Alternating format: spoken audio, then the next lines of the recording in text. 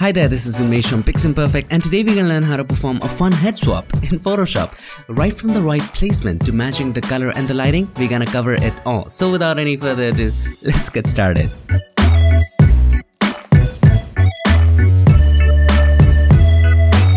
This video is divided into sections, so if you want to go ahead and skip to any section that you like, you can use these timestamps. So here we are in Photoshop, and if you want to go ahead and download these sample images, check the links in the description. But it's really fun to do it with your own photos and post it on Facebook or Instagram, and just to make your friends jealous.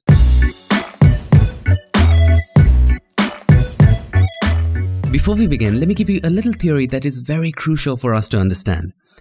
For two images to match in terms of head and body, both the images have to fulfill three criteria. What are those? Number one, the lighting conditions in both the images should be similar. For example, on the head image, you have the light coming from this side. On the body image, you have the light coming from that side. That's not much of a problem because you can flip it, right? You can flip the image.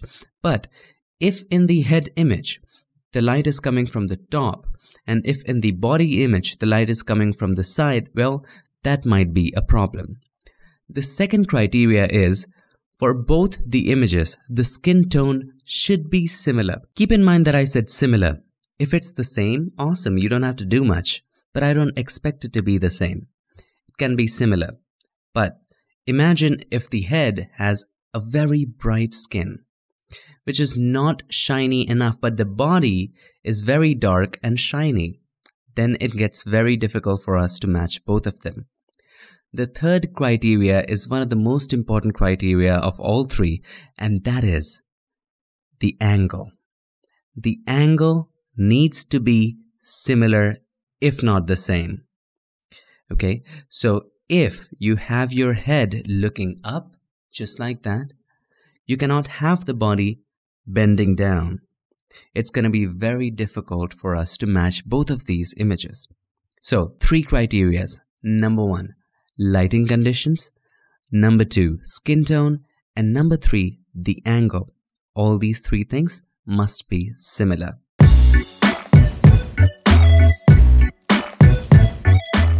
So here we are back to Photoshop, and we have both the body and the head open as separate documents. Now, the first thing that we have to look forward to is the placement, and we have to do that right. So let's just do the placement. And to be able to do that, let's make a selection of his head.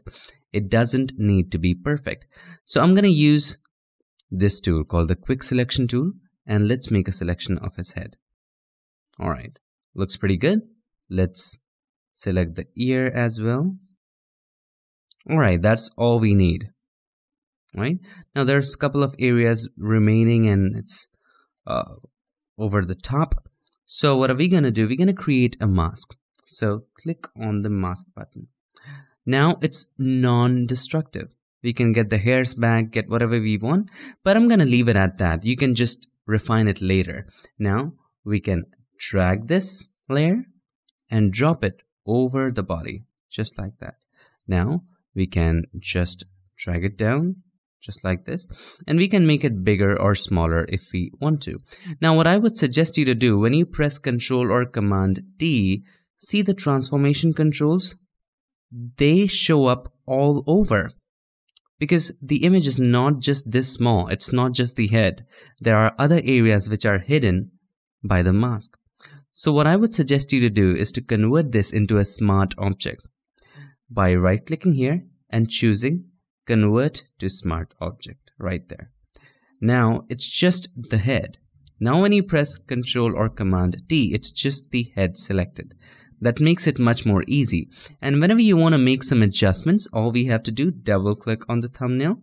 It takes you to another document, and inside of that document, you have everything. If you want to get something back, you just go back to the mask, take the brush, and just paint that area in white, and you get that area back. Okay, so let's go back. I don't want to make any changes here. I'm just going to close it. Don't save. All right, pretty good. Now Control or Command T right there, and just adjust it.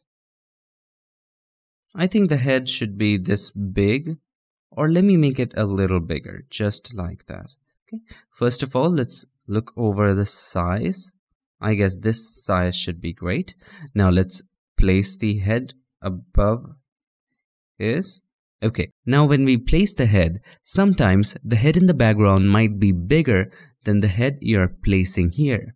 In those cases, you might have to use tools like the clone stamp tool or the healing brush tool to be able to fill those areas back. So here, what I'm gonna do, I'm just gonna turn it off for a second, create a new layer right here, and maybe with the help of the clone stamp tool, or in this case, let's just try to use the content aware fill. But you know what? So I'm just gonna make a copy of the background layer. To be able to use the content aware fill, you need to have a copy, the whole layer right there. So let's make a selection of this area and then go to edit, fill, content aware. Make sure it's content aware selected right there. Okay, so it's pretty much better. We have dug in a little deeper. Now we can simply use something like the clone stamp tool. Let's make it a little bigger. So hold the Alt or Option, take a sample and just paint on these areas. Now I'm going to change the size a little larger and I'm going to choose the soft round brush. I'm going to just paint on these areas. Just get it inside, like here as well. Make sure you sample from nearby areas. So let's sample from here. Okay, looks good. Now let's do the same right here as well, because these areas are going to show up. So I'm going to sample from here. We need to rotate this. Hold Shift, Option and the arrow bracket keys on Windows, Shift, Alt and arrow bracket keys. Okay, that's how you rotate them. Once you hold that, it rotates. All right, so when you take a sample now, see it's a little rotated. Alternatively, you can go to Windows, Clone Source and rotate it from here as well. So just paint where it lines up. Great. Now we can hold the Alt or Option and that was pretty good. Let's take a sample from here and maybe let's make it a little smaller. Sample from here and then just paste it right there. So it's good. Now let's reset that. Just click on that to reset the angle. Zoom in. This is critical. Placement is very important. We need to clear up space for the new head. To be able to place the new head, we need to remove the old one. Make some space here. I know this looks really sad, but we gotta do what we gotta do. Alright, let's clear this. That should be enough. Now let's turn this on and see. You see how better it looks? And there's a couple of areas that need to be corrected. Here, a little in. Alright, let's turn it back on and see. Alright, it looks so much better now. Now let's place it right. So we're going to select it back. Select the head back. You can name it head and you can name it body manipulated. Okay, select the head and then click on the mask button. Let's zoom out a little bit and simply take the brush. Make sure the foreground color is black. You can press X to toggle between the foreground and the background. Let's zoom out and you can just erase these areas at the bottom. Also, you can take this opportunity to move the head, not the body, just the head. Select the head and move it accordingly. I'm going to keep it at that and move it a little bit to the right, just like that. It looks better. Now come back to the mask, take the brush right here and just paint with black. Make sure it's a soft brush. You can also decrease the flow if you would like to. So I'm going to decrease it to 23 and start painting here. Just like that. Now we can also just keep it a little up and come back to the mask. Take the brush. Alright. It looks a little not that great because you know what? We have lost the jaw. So we have to create the jaw and it has to be hard. So let's do it with that of the brush and we can just always refine it later. So we can just increase the flow and then let's get the jaw right.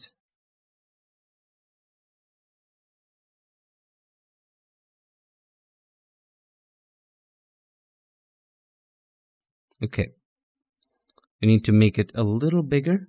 Select the layer, Control or Command T. Let's make it a little bigger. Alright, better. Now let's zoom in quite a bit, select the mask and erase the extra areas. And we're going to take care of the edges and all the other areas later. But right now, just erase the extra areas. And the placement is right. Let's zoom out and see whether the placement is okay. The placement is all right. Now we need to just work on the other aspects like matching the color and the lighting, right? But the edges don't look right. No problem at all. We can work on it. So we can select the mask and we can simply take the brush, make the brush a little smaller and simply just paint out some of the areas like that. Make sure you have a soft brush. You decrease the hardness. Alright, there are just some areas that need to be addressed.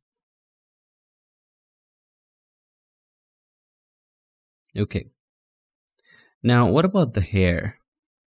Well, no problem at all. We can take care of that later. Meanwhile, what we can do here is we can simply just paint in from the outside a little bit. I think this area is fine. Let's have a look here. We could have removed all of it by contracting the selection, but I wouldn't suggest that because some areas are fine, and if you do that, it just reduces and erases areas which it shouldn't. In this case specifically. If you erase extra and it looks good, it's okay, because at the end, it doesn't matter whether you have a perfect selection, but it does matter that it does look good. Okay, so but what about the hair? No problem there as well. So you could have made a perfect selection back in here. If you just double click on the thumbnail, and if you just double click here, it's going to open up the properties, or it's going to take into select and mask. If it doesn't take you to select and mask, select the mask, and with the help of any selection tool, go to select and mask. And here you can try using the refine edge tool and just to get the hair back. Oops, I painted a little extra over there. Paint only on the edges and the messy areas. Okay, see, we are getting all of the details of the hair back. Okay, now we have got the details of the hair back, but it doesn't look all very right. So we can choose something like decontaminate colors, and let's see what it does.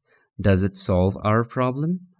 Well, not really. If we decrease the value of decontaminate colors, does it solve our problem? If we turn it off, I think it's turned off better. Okay, so we're going to choose a layer mask and hit OK. Okay, so now we have the hair selected. Let's put it on a black background and let's see how that looks. So if I choose a solid color adjustment layer, put it under it, it just doesn't look very right. So if you want precise results, we would create a brand new layer and with the help of the clone stamp tool, fill those areas in. So let's select the clone stamp tool and then just sample the hair nearby by holding the Alt or Option. Take a sample and make sure the sample is current and below and start painting. But it's taking it outside the selection, no problem at all. So hold the Alt or Option, click on the line between these two, it creates a clipping mask. Now when you take a sample and paint here, it just doesn't go out of the selection. Take a sample and paint, take a sample and paint. Take a sample from here and paint. Those areas are taken care of. What about these? Let's just take care of them.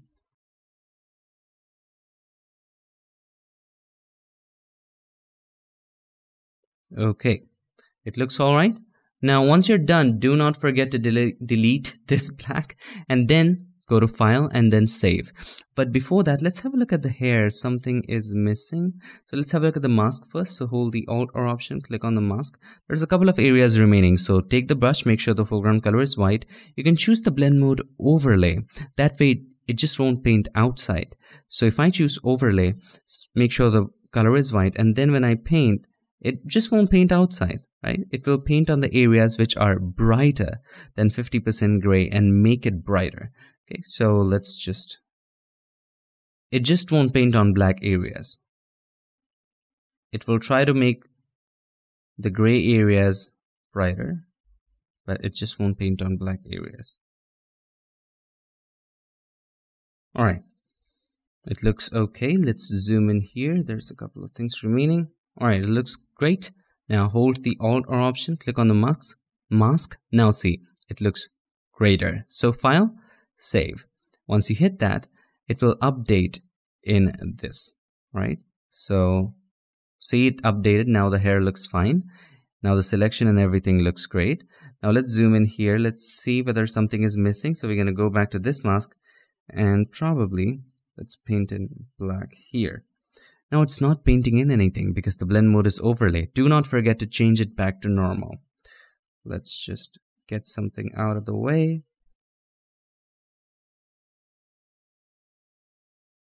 Okay, there we go. The placement is on point. Now it's time for us to match the luminosity or the brightness. And how can we do that? First of all, let's take away all the colors because that can be distracting. So we're going to create a hue saturation adjustment layer, and you can use any technique to do this. Just take away the saturation. Make sure the hue saturation adjustment layer is always at the top, and we're going to delete that later. Now under it, let's create a curves adjustment layer. Click on the adjustment layer icon and then choose curves. Now when we try to make the face darker in order to match with that of the body, everything becomes darker, right? We want to limit this darkness to just the face. How can we do that? First of all, let's reset this. Just click on this button. It creates a clipping mask. Now when you do that, it just limits to the face. All right, let's reset it. Let's zoom in and let's try to match it. Now first off, we will match the brightness. As you can see, the bright areas here are very bright. So we can take the brightness, high brightness up a little bit, okay?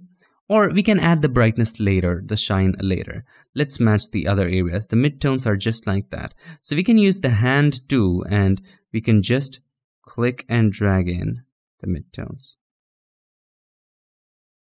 All right. Let's see whether the midtones look right or not. Let's zoom out and have a look. Pretty good. Not very much matching, but it's okay. All right. What about the shadows? So if we try to match the shadows a little bit, it looks good, okay-ish, not bad. Now let's add one more curves adjustment layer to be able to add the shine. Let's add a curves adjustment layer and let's brighten it up just like this. Okay. And this is for the shine. Let's decrease the brightness. Now double click on the right hand side of the layer. And we want to limit it just to the super bright areas. Take the slider of the underlying layer from left to right. Okay, as you can see, it's being restricted to just the bright areas. Okay, now hold the Alt or Option, click on the slider. Because it's very harsh, we need to separate the slider to make it soft. Okay, that looks so much more better. Okay, I'm gonna hit OK, and probably now you can play with it. Maybe you want to make it brighter or darker. It's totally upon you. Now it's also affecting the body. We don't want that. So hold the Alt or Option. Click on the line between these two, or alternatively, you can click on this. It does the same thing. Now you've added the shine to that as well. But still, I feel there is something missing. Let's go back to that and play with the darkness or brightness, whatever you want to call it. There is something which is really missing. And I guess we can get back to the mask of the head, and I guess this area is a little dark, so we can just make the brush a little bigger and then make sure the foreground color is black and try to erase that area and see whether that helps. Alright, that helps a little bit actually. Alright, but when we have done it from that side, we have to do it from this side, otherwise it's gonna look strange. Make sure the brush is a little smaller. Nope, it's just alright. Okay, now it's better than before. Now let's try to match the other aspects of the image. First of all, let's see whether the light is now okay or not. I think the shine would be a little more. How about trying to add more brightness, or going back to the Less Styles dialog box, and then let's try to just do it again. Okay, hit OK, and let's see how this looks now. I think the before was fine. Let's go a little before. It was mild and it was fine. Let's add one more curves adjustment layer, and we have to keep doing it unless we are satisfied with that. just click on the clipping mask button. Yeah, that's better. Just make the highlights a little brighter and the shadows a little darker. But I guess at this point, this is fine. This works fine for us. And we can go back to this and we can actually just make it a little more darker like that. And let's add one more curves adjustment layer. I know we are just creating curves over curves. Let's decrease it just a little bit. Okay, now as you can see, the hair also becomes dark. So we can go back to this one. Take the brush, make sure the foreground color is black, and just paint on the hair to get some of the hair color back if you want to have the original hair color. Okay, now all we need to do now is just turn off the hue saturation. Now it's gonna look really bad, really bad, because we have not matched the color. So let's delete the hue saturation, but we have done matching the brightness or the luminosity.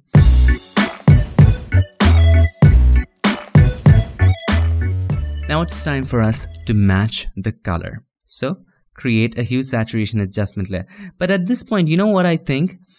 I think we have brightened this too much. So we have to go to the mask, open up the mask properties right here, and then let's decrease the density, just like this. Okay, it works.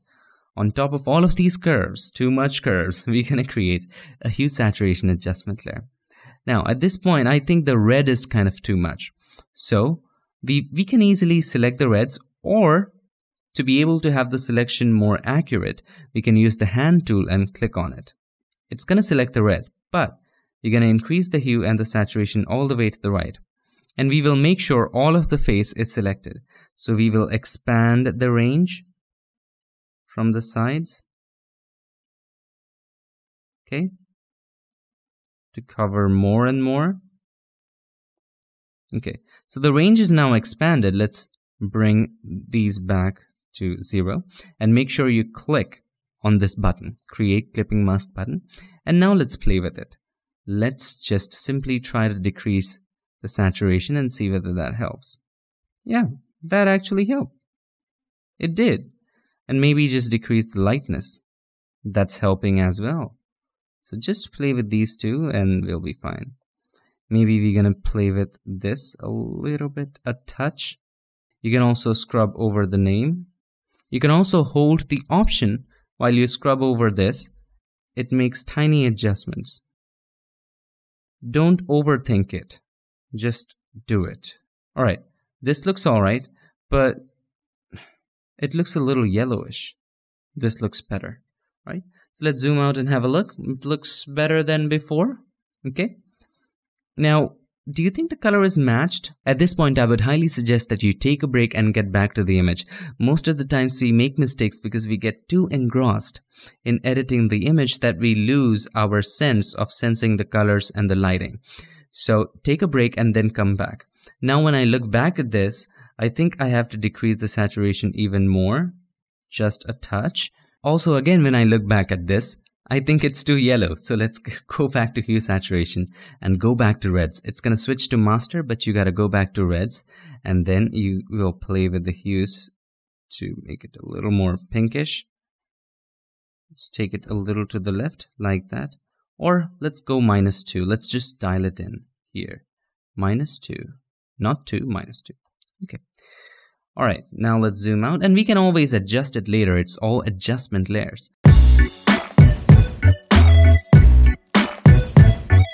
It's time for us to do dodging and burning, and it's the real thing. It's going to really make your image match with that of the body.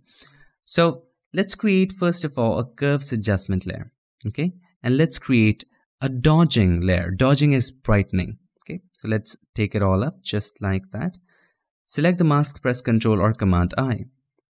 Now we will click on this button called Create Clipping Mask button, and it creates a clipping mask. Then we're going to take the brush, make sure the foreground color is white, and at this point, if you're using a mouse, you can choose the soft round brush and you can make sure the flow is very low, something like 5 or 10, and the opacity can be 100 if you want to. However, if you're using a tablet, I would suggest using the soft round pressure, opacity and flow brush. This one. You can easily create this brush if you don't have it by simply setting the flow and opacity to pen pressure. Okay. So I'm going to choose this brush, make sure the foreground color is white when the mask is selected. Flow can be 22-ish, something like that, and then just paint on the areas that need to be bright. So this area need to be a little bright, as you can see. Now when we do that, as you can see, the color is not matching very much, right? The color in the shadows, etc., it's not matching. What can we do? Let's go back to color matching. So we're going to create one layer, put it between these, okay? It also has been created as a clipping mask. If it doesn't, you know what to do. Hold the Alt or Option, click on the line between these two. Okay. Now in this, we will simply take the brush and then make sure when the eyedropper tool is selected, sample size is not point sample, 11 by 11 average. It creates 11 by 11 pixel box and takes the average color from that instead of sampling from just one pixel, which also can be a noise and you can sample a wrong color. So 11 by 11 is fine, and let's get back to the brush now and simply hold the Alt or Option. Take a sample from these areas, from the dark areas probably, just like this, and then just paint on the dark areas here. Now you're thinking it's looking bad. Yes, it is. You just need to change the blend mode to color. Okay. You can take a sample again from this area. It's getting so much red. We just wanted a little bit of it. Yeah, it works fine now. So you can take samples from this skin and just get it over to this skin. Just take samples from here. You can paint here and there to be able to match that with that of the body. It helps matching. Yeah, it's better. It's better. The shadows look fine. So have a look. Here's the before. The shadows are not matching. Now the shadows are colored. So now let's zoom out and have a look. Yeah, it's better. But on this side, it's looking strange. So I'm going to take a sample from here and paint over here. Okay, great. Now let's get back to dodging. Select the mask, take the brush, foreground color white, and we're going to brighten this area, the left hand side. I think we did color it too much, so we're going to go back to this, take the eraser right here and erase it a little bit from here. I think we erased too much, so we're going to decrease the flow of the eraser and then erase it. Yeah, it's better now. Let's go back to this mask. Take the brush, foreground color white, just keep on painting. Okay, that looks fine. Let's have a look. Here's the before, here's the after. Now you have similar light on the head as well. Now as you can see on the right hand side, how's the right hand side? There's a little bit of darkness around the edge, and we have the same here as well, but we have it too much. So we can just brighten a little bit here and there. Yes, it's looking so much more better. Now I would suggest that I go back to the color layer, take the brush, hold the Alt or Option, take a sample of this color and paint it there. Because that area is very dull. It needs some color. Alright. Looks pretty much alright. Now let's get back to this one. Let's brighten these areas a little bit. Okay. Let's turn this off and see how was it without the color. Let's turn this on. I think this area didn't require any color. We're gonna get back to the brush eraser, sorry, and we will erase. Get back to this. We'll erase this area a little bit. Let's get back to this thing. It's a tough thing to do, guys. It's not easy.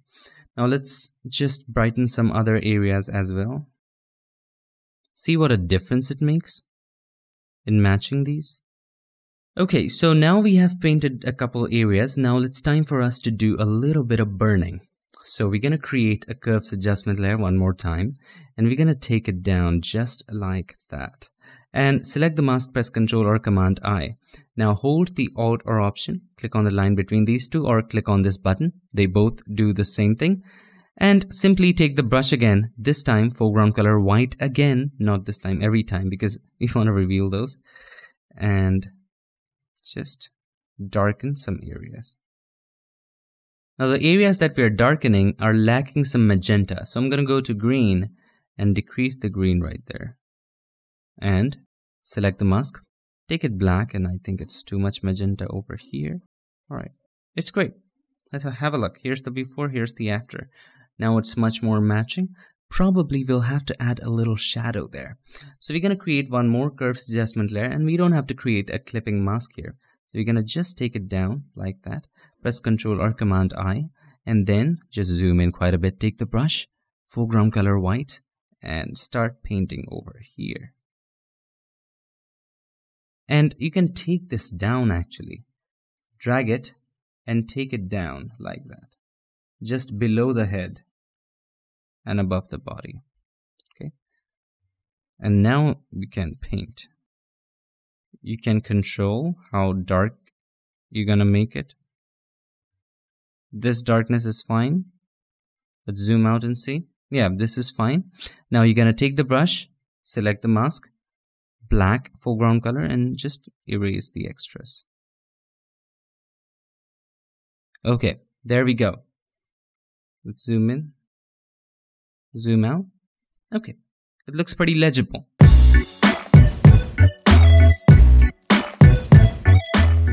Time for us to perform the last step, and that is applying a global effect. Now this is something which I've always advised to do in all of the compositing tutorials. That is applying an effect to all the elements of the composite equally with equal values, preferentially as an adjustment layer at the top. Okay, so we can apply a color lookup table. So let's just go ahead and create a color lookup table, or it can be a simple curves as well. It can be anything, but it should be applied to both. Okay, just like this. And probably I'll add a hue saturation adjustment layer, take down the saturation to make it look more dramatic, and then add a color lookup table on top of it. Let's try the futuristic bleak. Let's see how that looks. That is interesting as well. I like that. Sometimes I try the foggy night. That's also very interesting to play with. So I can apply foggy night, and let's just increase it just a little bit. And then apply one more color lookup table, and let's see how futuristic bleak looks in this case. That looks interesting. Now you can decrease the opacity if you want to. Now you can add one more color lookup table. You can just play with this thing, and you can choose crisp warm. Wow, that looks really great, but I think it's too much. So I think we have added too much highlights over here, so we can always get back to it. I think it was this one. So we can get back to this, turn this off and see how that looks without the highlight. Turn this on. Maybe let's just decrease the opacity.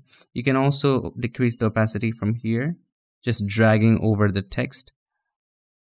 Alright, it looks so much more better. Now, at this point, after you have done everything, this is important, and I've mentioned this before, please take a break. So what I'll do is I'll go ahead, take a break, get back to the image, make some adjustments, and speed it up for you. So there you go.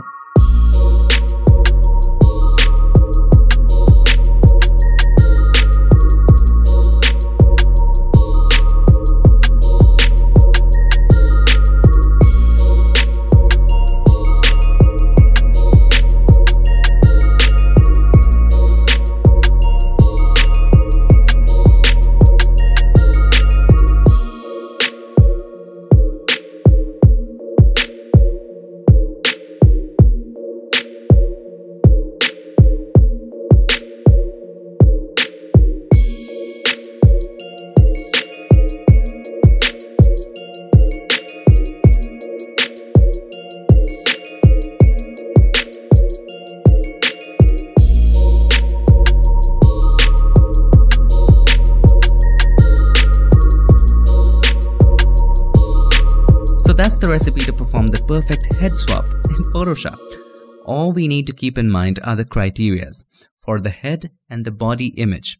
And both of these images have to fulfill three criterias. What were those? Number one, lighting condition needs to be similar.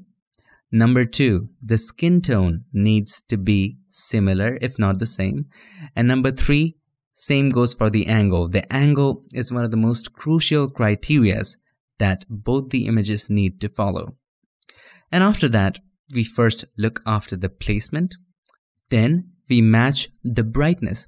And how can we do this? First of all, take away all the colors. And you can use any technique to do this. We created a hue saturation adjustment layer, took away all the saturation. Then using curves, we matched the brightness. After that, we matched the color using hue saturation adjustment layer, and then we did a little bit of dodging and burning. We also managed to match the color by creating a layer and just painting on it and changing the blend mode to color. And as always, at the end, in any composite, apply a global effect. It can be anything. It can be a combination of color lookup tables, just a simple curves, whatever you want, just apply a global effect. And then take a break and get back to the image. That's the most important thing.